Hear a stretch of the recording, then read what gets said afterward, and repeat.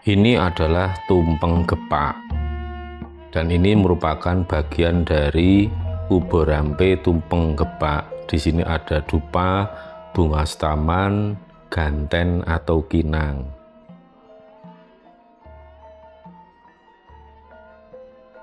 Kinang ini terdiri kapur sirih, tembakau, gambir, dan daun sirih. Kapur sirih kalau dalam bahasa Jawanya injet. Ini kita nyalakan dupa. Dupanya bisa cukup satu saja dan ditambah dengan bunga staman. Bunga staman taruh di bokor atau mangkok dan diisi air terlebih dahulu, kemudian bunganya dimasukkan. Nah, kemudian seperti apa uborampe yang lain? Mari kita eksplor satu persatu. Ini uborampe sesaji dalam kategori semua jenis minuman. Ini ada teh tubruk, kopi tubruk, ada kunyit asam, kemudian ada yang merah ini sirup merah. Dan satu lagi yang tampak seger sekali, ini adalah koktail. Nah, ini kelompok segeran atau minuman yang menyegarkan badan.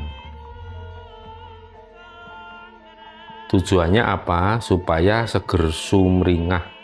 Dan ini juga ditujukan untuk para pamomong yang sedang kita buatkan tumpeng gepak. Selain itu ada rangkaian bubur 7 rupa seperti ini. Bubur 7 rupa ini komposisi dan bentuknya mirip seperti bancaan weton. Jadi seperti ini. Kita lihat satu persatu lebih detail. Merah palang putih, putih palang merah. Itu artinya apa?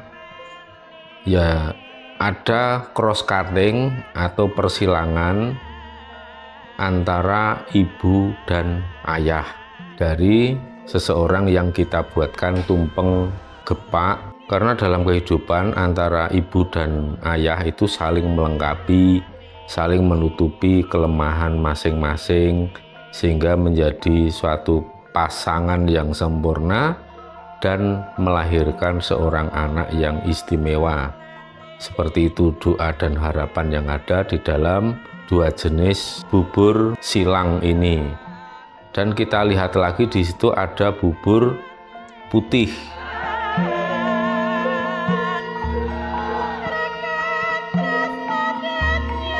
Bubur putih ini mewakili ayah. Yang ini bubur merah mewakili ibu. Maka dalam kehidupan ini, sehingga lahirlah seorang putra, itu harus ada pasangan seorang ayah dan ibu yang harus beriringan, berdampingan. Tidak setiap pasangan itu adalah jodoh. Jadi kadang kita melihat ada pasangan yang tidak seiring dan tidak sejalan. Tetapi yang namanya jodoh, pasangan itu pasti seiring dan sejalan. Yang dimaksud jodoh itu adalah jodoh tidak hanya raga tetapi hingga sukma, memang menjadi jodohnya. Kemudian kita lihat di sini ada merah ditumpang putih. Ya, ini artinya apa? Sebagai seorang istri seharusnya memiliki pamor yang bisa mengangkat derajat pangkat suami.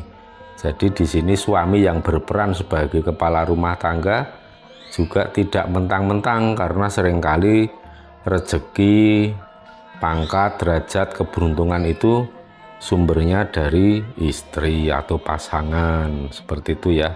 Di sini ada bubur baru-baru. Ini yang seperti tumpeng ya di tengah. Bubur baru-baru itu bubur putih, kemudian diberikan gula dan parutan kelapa di tengahnya persis seperti itu. Itu persilangan, keseimbangan, keharmonisan antara orang tua menghasilkan putra yang pinunjul, berkualitas, generasi yang memiliki SDM tinggi.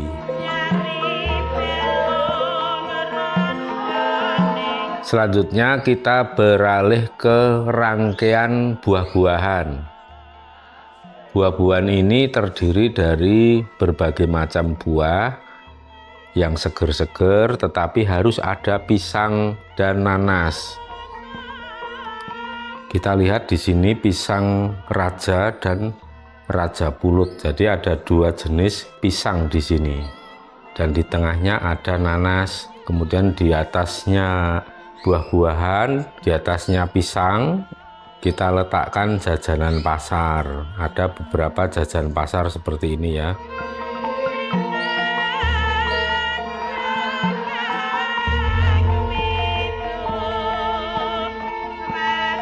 Di antara jajan pasar ini terdapat juga kelak keling, seperti kita membuat bancaan beton.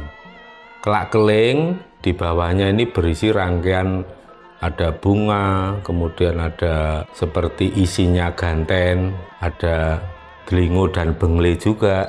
Ini salah satu dari inti bancaan weton maupun tumpeng gepak.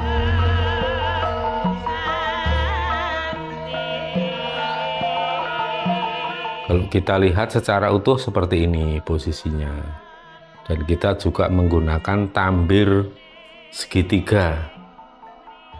Selain supaya lebih indah, ini juga mengandung filosofi Trihita Karana atau hubungan manusia dengan tiga entitas, Om Bur, Om Buah, Om Suah. Hubungan manusia dengan manusia yang lain, hubungan manusia dengan alam semesta, dengan seluruh makhluk hidup, dengan lingkungan alam, dan hubungan manusia dengan Tuhan. Sekarang kita beralih ke rangkaian yang satu ini. Kita sudah sampai pada intinya. Kita lihat di sini bentuknya hampir mirip seperti bancaan weton, tetapi jika kita lihat nasinya setengah bulatan ya. Jadi seperti parabol setengah bulatan. Ini yang dinamakan tumpeng gepak atau tumpeng papak seperti ini. Dan di atasnya kita berikan rangkaian sayur-sayuran untuk segeran. Dan di sana ada lalapan. Rangkaian sayurannya ada yang matang, ada yang direbus. Dan kita lihat ada telurnya juga utuh.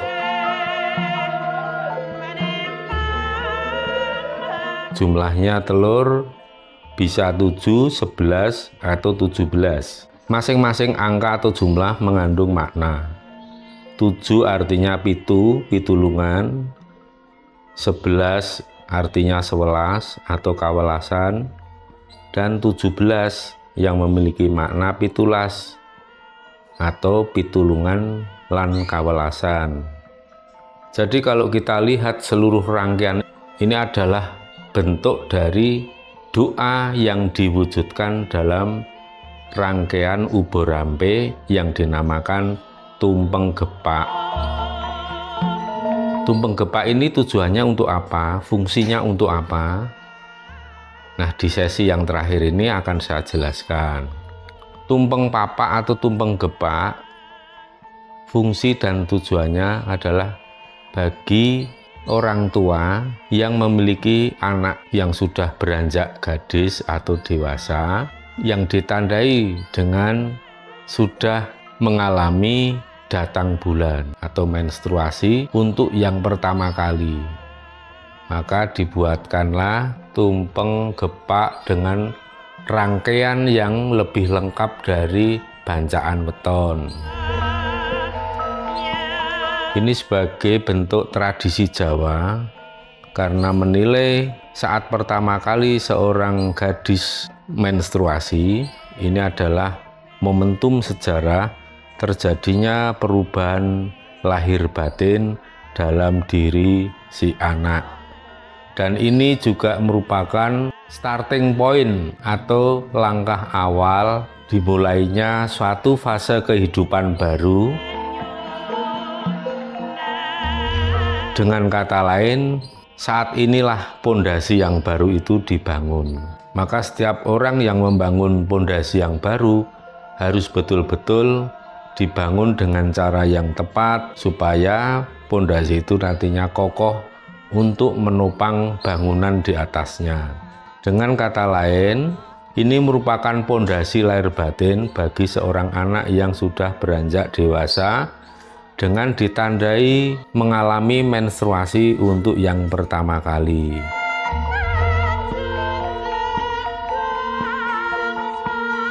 Dalam perjalanan hidup setiap orang tentu ada yang namanya momentum fase perubahan, dan hal itu merupakan momentum dalam kehidupan masing-masing orang, menjadi hal yang sangat penting karena menjadi starting point atau pondasi yang bisa menentukan apakah seseorang nantinya akan berkualitas tinggi atau tidak, apakah nanti seseorang akan sukses hidupnya atau tidak.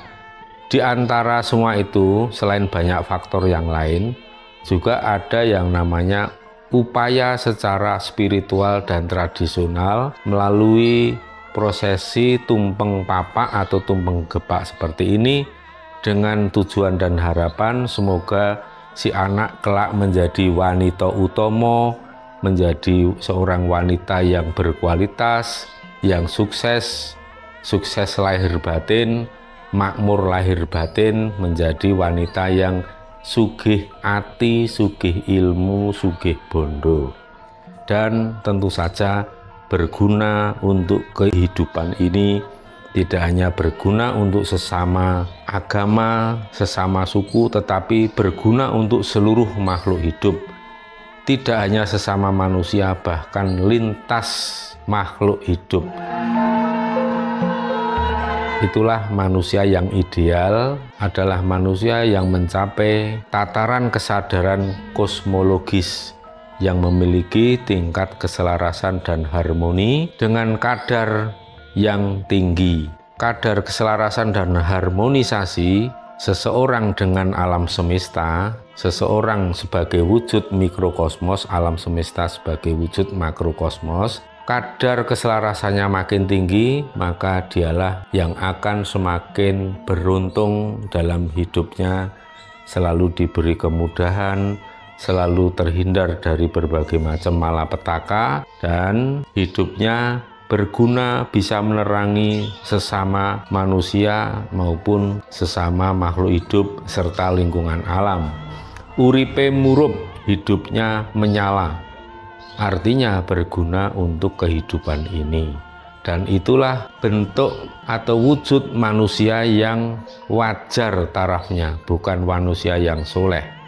Karena apa? Di Jawa ini ukuran atau tolok ukur orang soleh itu sebenarnya tidak ada. Yang ada adalah orang yang sudah mencapai kewajaran dalam hidupnya. Manusia yang wajar itu bukan manusia yang penuh amal. Bagi orang Jawa, manusia yang penuh amal atau penuh dharma itu bukanlah orang yang dianggap sangat istimewa, yang perlu dipuji-puji setinggi langit, tetapi itulah gambaran manusia yang wajar, yang normal. Manusia hidup yang wajar dan normal ya harus begitu. Karena apa? Kita ingat bahwa fungsi dan tugas manusia dilahirkan dan menjalani kehidupan ini agar supaya hidupnya murup, uripe murup, berguna untuk seluruh makhluk hidup. Maka apabila diri kita belum bermanfaat untuk kehidupan ini, artinya masih menjadi orang yang suka merusak lingkungan, yang suka merusak ketentraman, kedamaian dalam kehidupan bermasyarakat, yang masih sering mencelakai orang, yang suka ngiri hati, sakit hati melihat kebahagiaan dan kesuksesan orang lain, maka orang-orang seperti itu hidupnya belum pada tataran lumrah atau wajar sebagai manusia. Artinya kadar SDM-nya masih sangat rendah. Maka kita harus mengevaluasi diri, menyadari di mana sisi lemah dan sisi kekurangan kita, sehingga bisa menutup atau memperbaiki, mengoreksi apa yang masih kurang dan lemah dalam diri kita.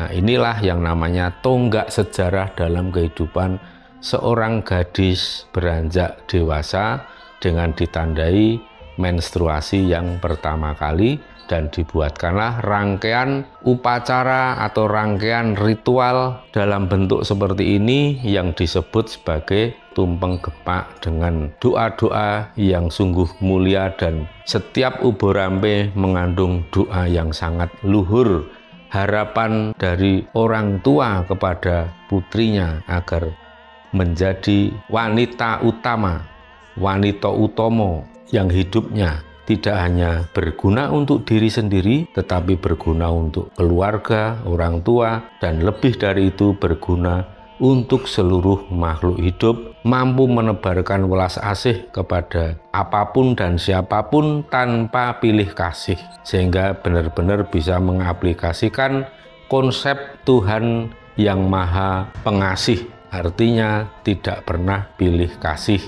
Pilih kasih hanya kepada satu, sesama umat agama; dua, hanya kepada sesama suku bangsa; yang ketiga, hanya sesama orang yang punya kepentingan yang sama.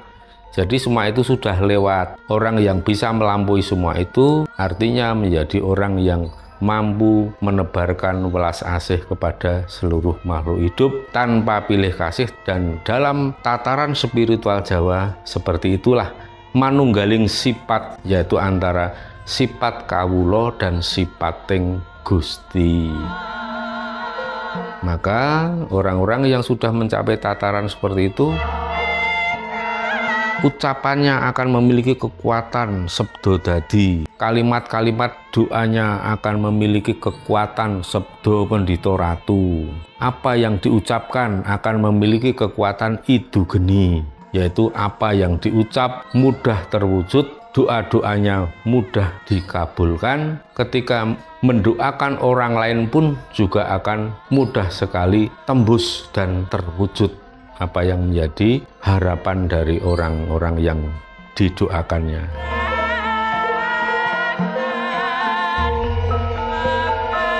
Kiranya seperti ini dulu penjelasan tentang tumpeng gepak, mengenai maknanya, tujuannya, dan filosofinya seperti apa. Panjenengan bisa membuat rangkaian seperti ini sendiri, dan ini merupakan tanggung jawab orang tua terhadap putranya, terhadap anak perempuannya yang baru pertama kali mengalami menstruasi. Namun apabila Anda sebagai orang tua dirasa kesulitan untuk membuat uborampe seperti ini, atau yang sedang berada di wilayah atau tinggal di daerah yang sulit untuk mencari berbagai macam uborampe ini, boleh kiranya jika ingin minta bantuan atau minta tolong supaya kami membuatkan.